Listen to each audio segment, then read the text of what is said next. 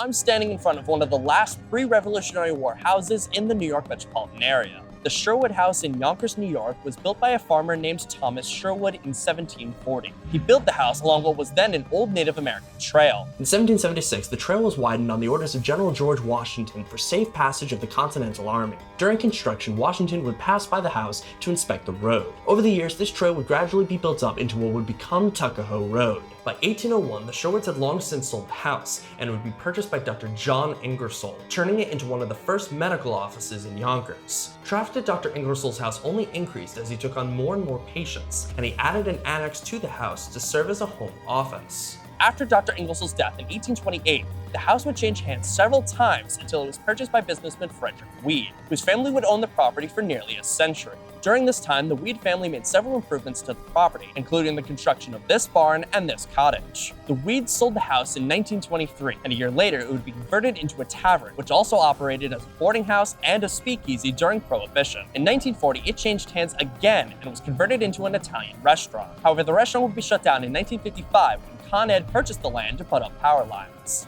The Yonkers Historical Society protested this decision, given the property's long history. So a deal was eventually struck with Con Ed to restore the property and reopen it as a museum. The museum opened in 1962 and has been operated and maintained by the Yonkers Historical Society ever since. The Sherwood house may seem unremarkable to the untrained eye, but its story of survival is inspiring. Despite its humble beginnings, it has withstood the test of time and stood tall throughout the entirety of American history. All the more impressive given that it is right next to the Springbrook Parkway, right under some power lines, and only a few hundred feet away from a McDonald's.